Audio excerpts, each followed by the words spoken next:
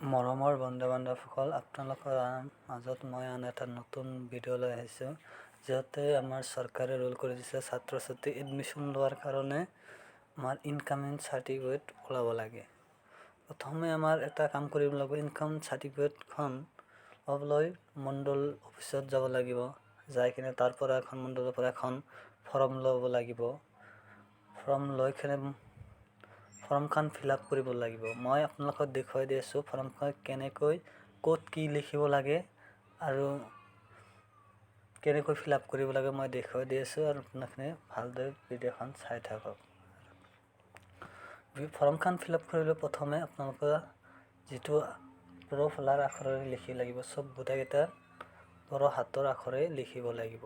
মই দেখুৱাই দিছোঁ আখৰখন মই লিখি আপোনালোকে চাই থাকক ক'ত কি লিখি আছোঁ। প্ৰথমে আবেদনকাৰীৰ নাম ইয়াতে লিখিব লাগিব। মই লিখি আছোঁ ফৰমান।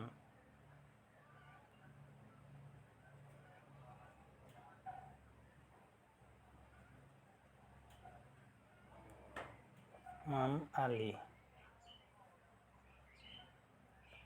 তাৰ দিছে মোবাইল নাম্বাৰ, মই মোবাইল নাম্বাৰটো দি দিছোঁ 6000141629। তাৰপিছত দিছে লিংগ হ'ল আমাৰ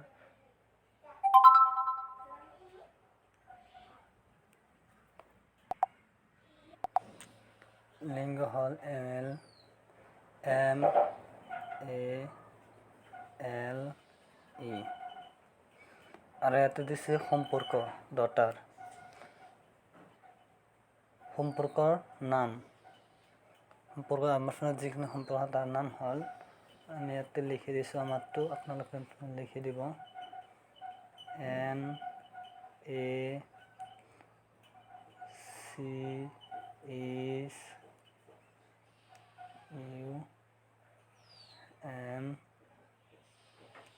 NACUMUDDIN।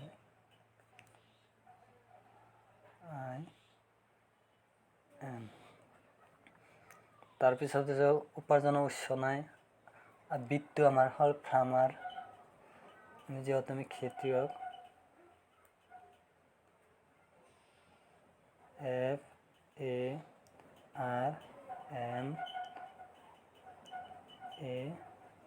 FARMAR। আমাৰ মুঠ উপাৰ্জন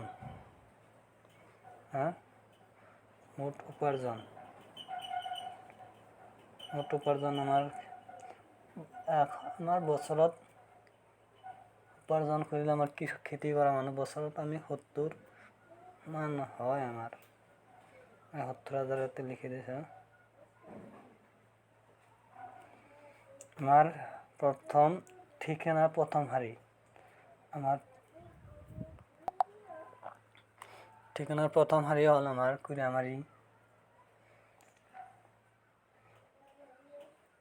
আমাৰ হ'ল হুৰচুলীয়া, কুৰিয়ামাৰী হুৰচুলীয়া। আমাৰ ইয়াতে হুৰচুলীয়া লিখি দিছোঁ।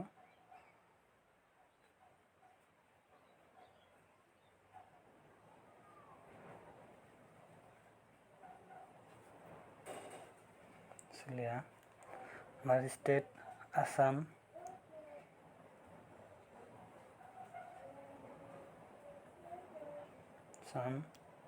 জিলা নলবাৰী।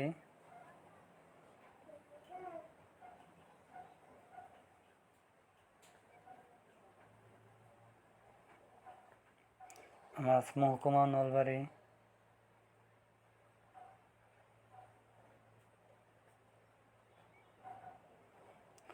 আমাৰ ৰাজচক্ৰ নলবাৰী।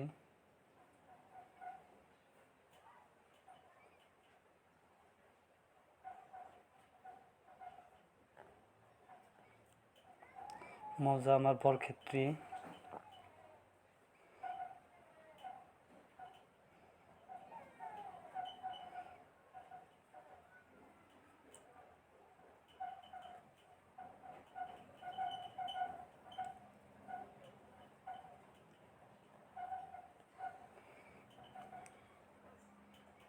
আৰু ইয়াতে থানা আমাৰ মোকালমোৱা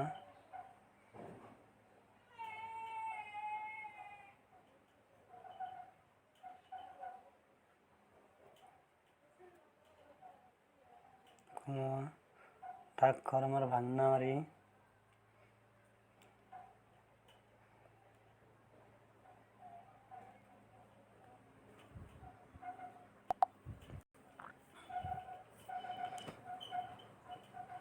ডাকঘৰ ভাংনামাৰি